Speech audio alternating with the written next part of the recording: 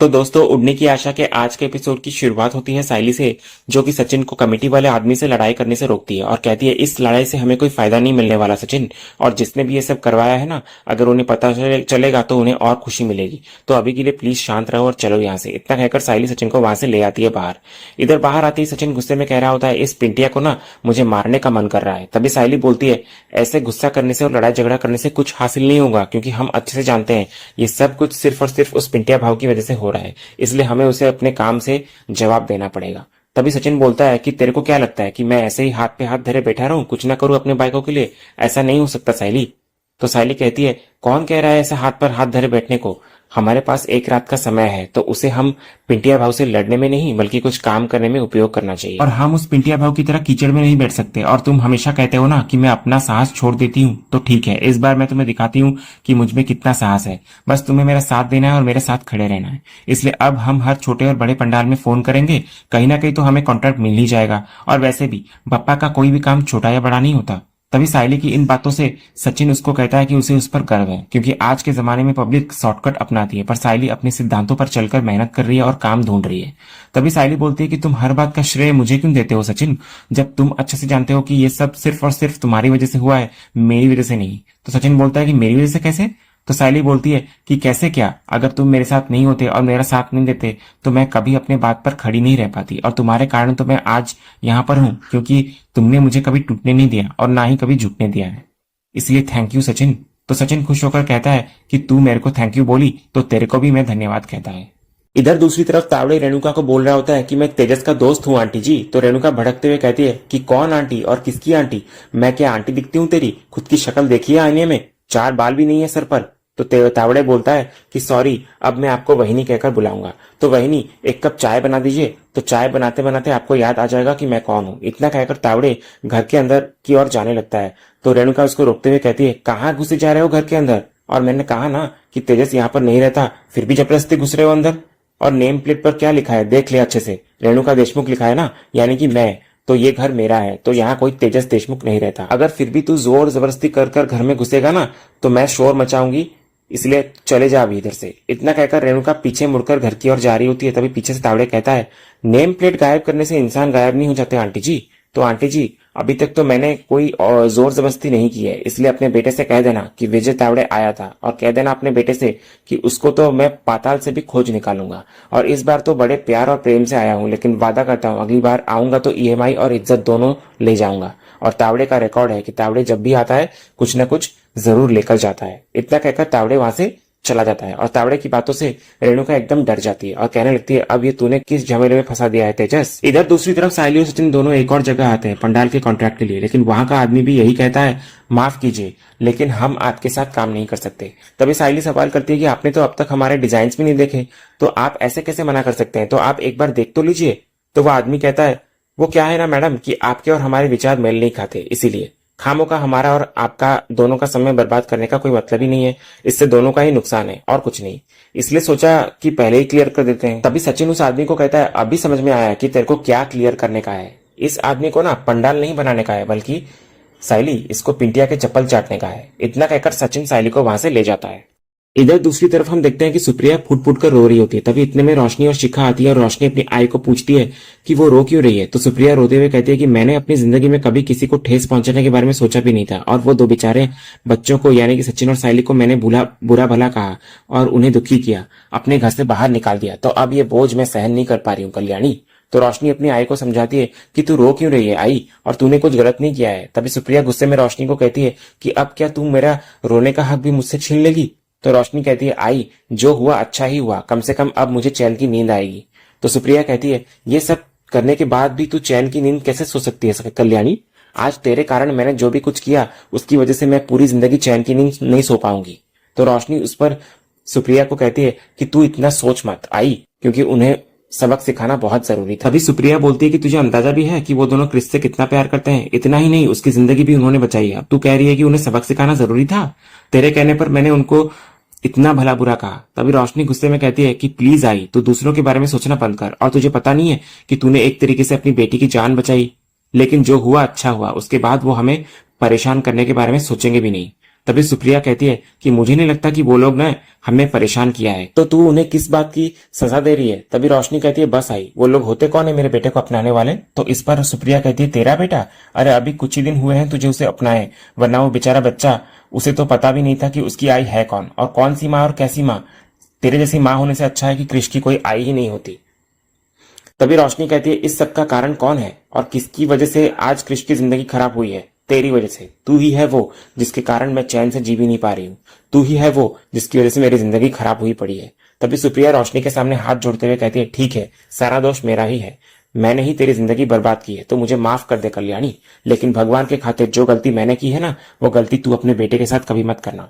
और जो गलती मैंने की है उसकी सजा भगवान मुझे अभी दे रहा है और आगे भी मैं उसके लिए तैयार हूँ। लेकिन इन सब में सचिन और सायली का क्या दोष है, उन्हें इतना अपमान क्यों सहना पड़ा। तभी रोशनी कहती है अगर तू उन दोनों से ऐसी बात नहीं करती ना, तो वो दोनों कृष को मुझसे हमेशा हमेशा के लिए दूर लेकर चले जाते। और तुझे अपनी बेटी की कोई फिक्र नहीं है क्या? क्या चाहती है तू कि मैं ऐसे ही तड़प तड़प के मर जाऊं? तभी शिखा रोशनी को रोकते हुए कहती है कि तू चिल्लाना बंद कर रोशनी, आंटी को जो ठीक लगा वो आंटी ने कह दिया, और वैसे भी ये सब बात करने का क्या फायदा, जो होना था वो हो चुका। तो अब सचिन और साहिल कृष से मिलने कभी नहीं आएंगे। इधर रोशनी अच्छे तरीके से अपने आई को समझाती है कि तूने कोई पाप नहीं किया है आई, उल्टा तूने अपनी बेटी की जिंदगी बचाई है और उसमें कुछ गलत नहीं है। और देखना कि मैं तुझे और कृष को अपने साथ मुंबई लेकर आ गई हूँ, तो अब तो तुझे कुछ फिक्र करने की जरूरत ही नहीं है, क्योंकि मैं हूं ना अभी यहाँ पर। और रही बात कृष की, तो मैं कृष का एक अच्छे स्कूल में एडमिशन भी करवा दिया है मैंने, और जल्द ही उसके क्लासेस भी शुरू हो जाएंगे। अब तुझे उसकी भविष्य की भी चिंता करने की जरूरत नहीं है, क्योंकि उसकी आई है ना, उसकी आई उसका सब अच्छा करेगी और बहुत अच्छे से ध्यान रखेगी। दूसरे सीन में सचिन और सायली दोनों अगले दिन के ऑर्डर के लिए फूल खरीद कर लाते हैं। सायली सचिन से कहती है कि इन्हें हमें ध्यान से रखना होगा। तभी सचिन सायली को आश्वस्त करता है कि भले ही पंडाल का बड़ा ऑर्डर उन्हें ना मिले, लेकिन उनके पास अपने पुराने क्लाइंट्स तो है ना, और वे खाली हाथ नहीं बैठेंगे। इसी बीच सायली का नजर एक बोर्ड पर पड़ती है जिस पर पंडाल मार्केट के लिए रजिस्ट्रेशन लिखा होता है। सायली इसे भगवान का संकेत मानती है और यकीन जताती है कि अगर किस्मत ने चाहा तो कॉन्ट्रैक्ट उन्हें ही मिलेगा। दोनों उसी ऑफिस में पहुंच जाते हैं। इधर ऑफिस में सायली अपना प्रेजेंटेशन दिखाती है। अधिकारी प्रेजेंटेशन की तारीफ करता है, लेकिन कहता है कि कॉन्ट्रैक्ट सिर्फ काम से नहीं बल्कि आपसी समझौते से मिलता है। उसकी बातों से साफ होता है कि वो रिश्वत की मांग कर रहा है। इधर सचिन अधिकारी की मांग पर गुस्सा जताता है और कहता है कि भगवान के नाम पर घूस मांगना गलत है। अधिकारी इसे चंदा कहकर अपनी बात सही ठहराने की कोशिश करता है और सोचने के लिए उन्हें 5 मिनट का समय देता है। इधर बाहर आकर सायली निराश हो जाती है। वो कहती है सचिन को कि हमेशा उसके काम में रुकावट क्यों आती है और लोग भगवान तक की बोली लगाने लगते हैं। सचिन मानता है कि ये आज की सच्चाई है, लेकिन सोचता है कि कब तक वे भ्रष्टाचार से लड़ पाएंगे। इधर सायली सवाल करती है कि क्या भ्रष्टाचार का साथ देकर आगे बढ़ना सही है, तो सचिन उलझन में कहता है कि शायद तेजस सही कहता है कि बड़ा बिजनेस करना और चलाना उनके बस की बात नहीं है।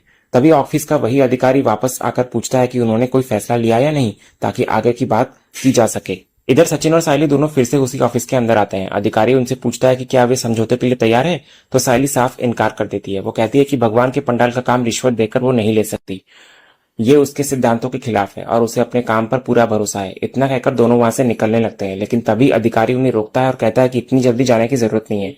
वो घोषणा करता है कि पंडाल का कॉन्ट्रैक्ट सचिन और सायली को ही मिल रहा है। तो अधिकारी इधर बताता है आगे कि उसने अब तक सबको रिश्वत देते देखा है, लेकिन सचिन और सायली पहले लोग हैं जिन्होंने ईमानदारी और सिद्धांतों से काम करने का हौसला दिखाया है।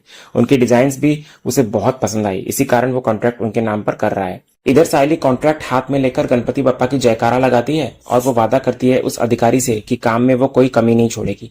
फिर वो उस अधिकारी को धन्यवाद भी करती है। इधर अधिकारी भी खुश होकर कहता है कि असली धन्यवाद तो उसे उनका करना चाहिए कि ऐसे ईमानदार कॉन्ट्रैक्टर जो उन्हें मिला। इधर सचिन और सायली ऑफिस से बाहर निकलते हैं। कॉन्ट्रैक्ट के कागज देखकर दोनों की आंखों में खुशी और संतोष साफ झलकता हुआ नजर आता है। दूसरे सीन में सायली घर में परेश को लड्डू देती है और फिर रेणुका को भी प्रसाद ऑफर करती है। शुरुआत में रेणुका मना करती है, लेकिन जब सायली बताती है कि ये बप्पा का प्रसाद है तो वो बिना बहस किए खा लेती है। इधर सायली नोटिस करती है कि पहली बार रेणुका ने उस पर कोई आपत्ति नहीं की। इधर परेश मजाक में बोलता है कि ये चमत्कार देखकर मुझे एक और लड्डू खाने का मन कर रहा है, तो सायली परेश को एक और लड्डू देती है। तभी रेणुका परेश को टोकती है कि ये कोई बड़ी बात नहीं है, बस बप्पा का प्रसाद है इसलिए मैंने खाया इसे। लेकिन अंदर ही अंदर वो तेजस की मुसीबतों को लेकर चिंतित रहती है और भगवान से प्रार्थना करती है। तभी इधर परेश सचिन और सायली को पूछता है कि इस लड्डू के पीछे जरूर कोई और बात है, तो सचिन बोलता है बात तो बहुत बड़ी है बाबा, और तू ऐसा सोच ले कि सायली ने बहुत बड़ा जंग जीत लिया है। तभी सायली सचिन को बोलती है कि मैंने नहीं बल्कि हमने। तभी रेणुका इधर बोलती है अब तुम दोनों एक दूसरे की तारीफों के पुल बांधना बंद करोगे और बताओ हुआ क्या है। तभी सचिन बोलता है मैं तो करेगा, क्योंकि अभी क्या है ना, काम ही ऐसा हुआ है तो थोड़ा माहौल बनना बनता है। बोलने के पहले। फिर सचिन पूछता है कि वैसे किधर है सब लोग। इतना कहकर सचिन सबको बुलाता है, यानी कि तेजस, रोशनी, रिया और आकाश। तो चारों फिर हॉल में आते हैं। इधर सचिन तेजस को उसके नाम यानी तेजस देशमुख करके बुलाने लगता है। तो तेजस सचिन को बोलता है कि वो उसे उसके नाम से क्यों बुला रहा है, खजूर कहकर क्यों नहीं बुला रहा है। इधर तेजस घबराते हुए कहता है कि पता नहीं मेरे दिल की धड़कनें क्यों तेज हो गई। तभी सचिन तेजस को बोलता है कि तू ऐसा क्या तिलमिला रहा है, तेरे नाम से ही तो तुझे बुलाया मैंने। तो तेजस डरते हुए कहता है, हाँ तो मेरे को आदत नहीं है ना अपने नाम सुनने की, तेजस देशमुख। फिर तेजस अपने ही मुंह से अपना नाम बोल देता है। तो डर के मारे दरवाजे पर जाकर देखता है और बोलता है कि किसी ने सुना तो नहीं। इतना कहकर तेजस दरवाजा बंद कर देता है मेन डोर का, और जाकर इधर बोलता है कि ये मेन डोर आप खोल कर क्यों रखते हैं, इसे खोलकर नहीं रखना चाहिए। तभी इधर सचिन धीरे से सायली को बोलता है, इस तेजस का बर्ताव थोड़ा अजीब लग रहा है, ऐसा हरकत कर रहा है जैसे मालूम नहीं क्या बोल दिया मैं इसको, कुछ तो गड़बड़ है। सायली बोलती है, छोड़ो ना सचिन, अभी तुम कुछ भी बोलोगे तो वो क्या समझेगा। इधर तेजस बार बार मेन डोर की तरफ देखा जा रहा होता है। तभी रोशनी उसको पूछती है कि क्या हो गया है तुम्हें, किसे ढूंढ रहे हो, कोई मिलने आ रहा है क्या तुमसे। तो तेजस कहता है कि ऐसा कुछ नहीं है बाबू, ये सचिन मेरा पूरा नाम ले रहा है ना, तेजस देशमुख, तो मुझे अजीब सा लग रहा है, ऐसा कभी लेता नहीं है ना, इसलिए, और कुछ नहीं। तभी इतने में रेणुका उठकर जाकर तेजस के कान में धीरे से बोलती है कि ये क्रेडिट कार्ड के झोल के बारे में रोशनी को पता नहीं है क्या। तभी तेजस कहता है कि आई थोड़ा चुप रहना, वरना अगर रोशनी को पता चलेगा तो वो मुझे छोड़कर चली जाएगी। इधर रेणुका भगवान से प्रार्थना करती है कि बचा ले भगवान, अगर परेश को पता चल गया कि तेजस ने फिर से कुछ किया है और मैं उसे बचा रही हूँ तो ना ही वो तेजस को छोड़ेंगे और ना ही मुझे। तभी इधर परेश रेणुका को टेंशन में देखकर पूछता है कि क्या हुआ रेणु, आज तेरी भी हवाइयां क्यों उड़ी हुई है, सच सच बता कि तुम माँ बेटे में क्या खिचड़ी पक रही है। तो रेणुका बोलती है, ऐसा कुछ नहीं है, वो तेजस थोड़ा परेशान लग रहा है ना, तो इसलिए मैं बस उसकी चिंता हो रही है मुझे। इधर परेश तेजस को भी पूछता है कि क्या हुआ तेजस, और ऐसा क्यों लग रहा है कि तू हमसे कुछ छुपा रहा है। तो तेजस कहता है कि मैं कभी किसी से कुछ छुपाता नहीं हूँ, और वो क्या है ना, बहुत गर्मी है ना बाहर, तो मैं अच्छे से सो नहीं पाया रात को, और गुरुजी ने कहा है कि मुझे आजकल एकदम सतर्क रहना है क्योंकि मेरे थोड़े ग्रह खराब चल रहे हैं, तो ये सब चीज सोचकर ना मुझे नर्वस हो रही है, इसलिए ऐसा लग रहा होगा आपको। तभी इधर रिया तेजस को कहती है कि तेजस, इसे नर्वस होना नहीं बल्कि स्कैर्ड होना कहते हैं, मुझे लग रहा है कि कोई तुम्हारे पीछे पड़ा हुआ है। तो ये सुनकर तेजस और डर जाता है और बार बार दरवाजे की तरफ देखने लगता है। इधर आकाश भी बोलता है, अगर तेरे पीछे कोई पड़ा हुआ है दादा और कोई तुझे धमका रहा है तो हमें बताना, हम देख लेंगे उसको। तो तेजस को तावड़े की याद आती है बात, और वो अचानक से बोलता है कि मैं तुम लोगों को बोल रहा हूँ ना कुछ प्रॉब्लम नहीं है, तो तुम लोग क्यों मेरे पीछे पड़े हुए हो। इधर रोशनी तेजस को पूछती है, पर तेजस सब लोग एकदम सही कह रहे हैं, सच सच बताओ कि हुआ क्या है, कुछ हुआ है क्या। इधर परेश दोबारा रेणुका से पूछता है कि तू ही बता रेणु की हुआ क्या है, आज तुम दोनों माँ बेटे को सांप सूंघ गया क्या, क्योंकि क्या है ना तेजस के साथ कुछ हुआ है और तुझे पता नहीं, ऐसा होना तो मुश्किल ही है। तभी रेणुका बोलती है, क्या परेश तुम भी सचिन की तरह मेरे और तेजस के पीछे पड़ गए, ऐसा भी क्या है बताएगा ना वो, जो जब भी मन होगा उसका। तभी परेश बोलता है, तुम दोनों से तो बात करना ही बेकार है। उसके बाद परेश सचिन और सायली दोनों को पूछता है कि अब तो बताओ कि घर में ये लड्डू क्यों बांटे जा रहे हैं। तो सचिन कहता है सायली को गणपति पंडाल का कॉन्ट्रैक्ट मिल गया है। तो ये सुनकर परेश, रिया और आकाश तीनों बेहद खुश होते हैं। इधर परेश कहता है कि ईमानदारी से काम करने वालों को हमेशा सफलता मिलती है। रेणुका भी पहली बार सायली की तारीफ करती है और कहती है कि उसने पिंटिया को सही जवाब दिया। तो ये सुनकर सायली और सचिन दोनों को आश्चर्य और खुशी होती है। इधर आकाश और रिया भी सायली को दिल से बधाई देते हुए नजर आते हैं। तभी इधर परेश कहने लगता है, कम से कम माँ तुलजा भवानी के आशीर्वाद से मेरे घर के बच्चों में इंसानियत तो है, किसी के अच्छे काम में सब कुछ भूलकर प्रोत्साहन देना ये कोई छोटी बात नहीं है। तभी रिया कहती है, हाँ अंकल, जब भी कोई भी इंसान कुछ हार्ड वर्क करता है या कुछ अच्छा करता है तो मैं तो हमेशा अप्रिशिएट करती हूँ, और वैसे भी हम सब तो फैमिली ही है ना। इधर आकाश भी सायली को बोलता है, हाँ बहिनी, आपने सचमुच में बहुत ज्यादा मेहनत की है, और ये जो लड़ाई थी ना, ये कोई छोटी मोटी लड़ाई नहीं थी, इसलिए मैं दिल से आपके लिए बहुत खुश हूँ। तभी इधर रोशनी तेजस को बोलती है कि बाबू, दिन ब दिन इनकी लड़ाइयां नकली नहीं लग रही है, मुझे तो लग रहा है कि ये लोग कोई खेल खेल रहे हैं हमारे साथ। अगले सीन में तेजस अपने कमरे में बेचैन बैठा होता है। वो सोच रहा होता है कि इतना बड़ा पेमेंट वो कैसे करेगा, क्योंकि कार्तिक ने भी हेल्प करने से इनकार कर दिया है। उसे डर होता है कि अगर ज्यादा दबाव बनाया उसने कार्तिक पर तो वो रोशनी के सामने सब सच उजागर कर देगा। इसी बीच तेजस के पास तावड़े का फोन आता है। तेजस घबराकर सोचता है कि कॉल उठाया या नहीं। उसे डर होता है कि अगर फोन काट दिया तो मामला और बिगड़ जाएगा, इसलिए वो फोन को साइलेंट पर डाल देता है ताकि किसी को शक न हो। तभी रोशनी उसी वक्त कमरे में आती है और पूछती है कि इतनी रात को फोन किसका था। तो तेजस झूठ बोलता है कि कस्टमर केयर का कॉल था। तो रोशनी शक करती है, लेकिन तेजस बात को टाल देता है। फिर रोशनी की नजर उसके लैपटॉप पर जाती है और वो पूछती है कि वो क्या देख रहा है। तो तेजस कहता है कि वो अकाउंट्स देख रहा था। तो रोशनी कहती है कि वो भी देखेगी। तो तेजस कहने लगता है कि उसे नींद आ रही है। इतना कहकर वो बात को टाल देता है। रोशनी को लगता है कि तेजस उससे कुछ छिपा रहा है। वो साफ कहती है कि पति पत्नी के बीच राज नहीं होनी चाहिए, वरना रिश्ते में दूरी आ जाती है। साथ ही वो ये भी कहती है कि सचिन और सायली की तरह उन्हें भी इस जीवन में आगे बढ़ना चाहिए। तेजस उसे समझाता है कि सब सही समय पर होगा और अभी वो सिर्फ सोना चाहता है। रोशनी मान जाती है, लेकिन तेजस मन ही मन सोचता है कि अगर उसने सच बता दिया रोशनी को तो रोशनी कभी उसे माफ नहीं करेगी। दूसरी तरफ तेजस परेशान सा होता है और पैसों के इंतजाम के बारे में सोच रहा होता है। उसे लगता है कि अब सिर्फ पर्सनल लोन ही उसका सहारा है। इतना कहकर वो ऑनलाइन लोन एप्लीकेशन पर अप्लाई करता है, लेकिन तुरंत रिजेक्शन का मैसेज आता है और कारण होता है उसका खराब क्रेडिट स्कोर। ये देखकर तेजस और घबरा जाता है और सोचता है कि इतने बड़े पैसों का इंतजाम आखिर वो कहां से करेगा। इसी दौरान रोशनी का फोन बजने लगता है। तेजस को ये विडंबना लगती है कि कुछ देर पहले रोशनी उसी को रात में कॉल आने पर सवाल कर रही थी और अब खुद के फोन पर रात को कॉल आ रहे हैं। इतना कहकर तेजस रोशनी के मोबाइल देखने ही वाला होता है कि तभी रोशनी उठकर फोन उठा लेती है। स्क्रीन पर पीए का नाम दिखता है तो घबराहट में रोशनी फोन जानबूझकर बिस्तर के नीचे गिरा देती है और उठाने के बहाने तुरंत नंबर ब्लॉक कर देती है। इधर तेजस रोशनी को पूछता है कि फोन ठीक है या नहीं उसका, तो रोशनी सामान्य बनने की कोशिश करती है और कहती है कि सब ठीक है। इधर तेजस रोशनी को सवाल करता है कि इतनी रात को कॉल किसका था, तो रोशनी बहाना बनाकर कह देती है कि अनजान नंबर था और शायद कस्टमर केयर वाले होंगे जो दिन रात कभी भी फोन कर देते हैं। इधर तेजस को तावड़े की धमकी याद आती है। अगर उसने बिल नहीं चुकाया तो वो उसकी पत्नी और पूरे परिवार के सामने सच उजागर कर देगा और उसका घर शोरूम सब छीन लेगा। इस बात से तेजस का डर और बढ़ जाता है। अब तेजस मन ही मन सोचता है कि कहीं रोशनी के पास आया कॉल भी कस्टमर केयर का नहीं बल्कि क्रेडिट कार्ड वालों का तो नहीं था। वो शक भरी नजरों से रोशनी को देखने लगता है। उधर रोशनी भी तेजस की नजरों को देखकर डर जाती है और मन ही मन सोचती है कि अगर तेजस को उसके सच का पता चल गया तो वो बड़ी मुसीबत में फंस जाएगी। इधर तेजस भी अपने मन में यही सवाल करता है कि कहीं उसका शक सही तो नहीं है। अगर ऐसा हुआ तो रोशनी को सब सच मालूम हो जाएगा और उसकी सबसे बड़ी मुश्किल शुरू हो जाएगी। इसी सस्पेंस के साथ ही आज का ये एपिसोड यहीं खत्म होता है। तो दोस्तों, आज का ये वीडियो आपको कैसा लगा कमेंट के जरिए हमें जरूर बताइएगा और कमेंट में हाइप करना भी मत भूलिएगा और वीडियो को लाइक भी कीजिएगा, शेयर भी कीजिएगा और सब्सक्राइब करना तो बिल्कुल भी मत भूलिएगा ताकि ऐसे ही रोज लेटेस्ट एपिसोड के अपडेट्स आप सबसे पहले पा सकें। तो मिलते हैं हम एक नए एपिसोड के रिव्यू में। तब तक के लिए स्वस्थ रहें, मस्त रहें।